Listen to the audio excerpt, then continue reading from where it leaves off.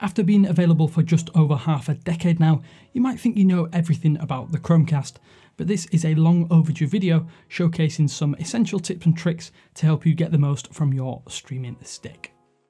Thanks for watching 9to5 Google on YouTube. Be sure to thumbs up, hit subscribe, and then enable notifications with the bell icon so that you don't miss any of our upcoming videos.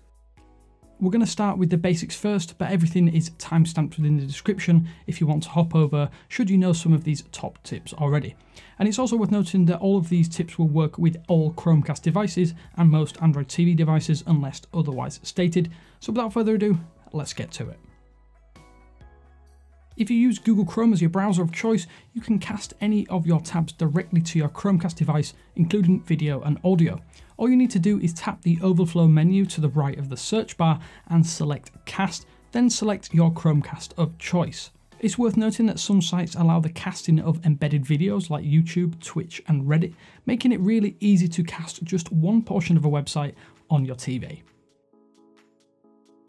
Baked in since Android KitKat, you can mirror your Android phone directly on your TV using the inbuilt notification shade quick toggle. To do so, just swipe down and select the screen cast toggle to mirror your display. If it isn't visible, just tap the edit button and drag into the quick toggle menu. There are a ton of file managers that support casting to your TV, but Files by Google is the most elegant and allows you to share photos, videos and more all from your phone quickly and easily. Great, of course, if you want to watch a movie or images you've downloaded directly to your phone.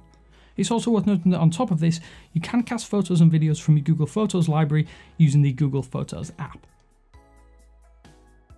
Of course, this relies on you having Google Slides installed on your phone, but great in an office or education environment as you can cast your entire presentation wirelessly, but your smartphone will act as a remote to switch between slides and more. It also means your phone can act as a cue card on top of that too, making presentations that little bit more comfortable. Thanks to the HDMI CEC protocol, you can actually turn on your TV using your Chromecast just by tapping the dedicated cast button. Just open up an app like YouTube, Netflix or any other supported streaming platform for that matter and tap the cast button with your TV in standby and it will connect and turn on directly to the Chromecast HDMI source. Great, of course, if you misplace your TV remote on a regular basis.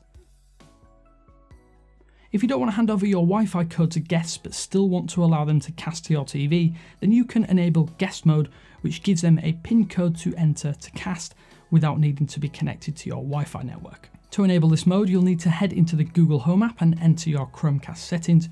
From here, find guest mode and enable. It will create a visible PIN on your TV for people to enter and connect to should they want to cast to your TV.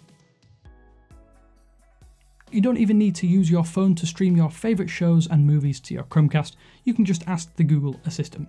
You'll have to make sure you have some services connected in the Google Home app, but then you can ask your phone or Google Home or Nest devices to start streaming to your TV of choice. For example, you can say, Google, play The Irishman on Stadia. It even lets you pause without needing to reach for your phone. For example, Google, pause. It's all very convenient. Ambient mode is enabled by default on Chromecast devices, but you can customize it to show slideshows of your Google Photos, the local weather, time, and a bit more on top. Just hop into the Google Home app and select Ambient mode to get tweaking. It's all pretty self-explanatory once you're in that menu.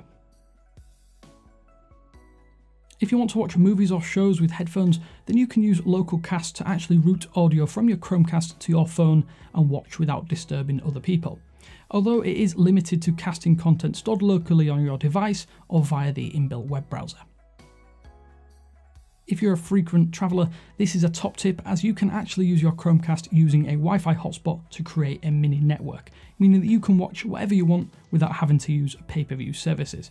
What you'll have to do is create a hotspot with your phone and then connect it to your Chromecast.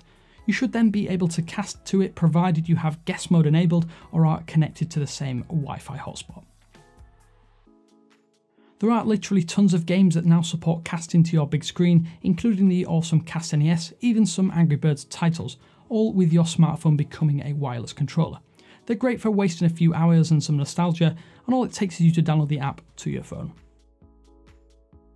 Provided you have the Chromecast Ultra, a Stadia Pro subscription and a Stadia controller, you can play Stadia on your TV and play AAA titles without a console.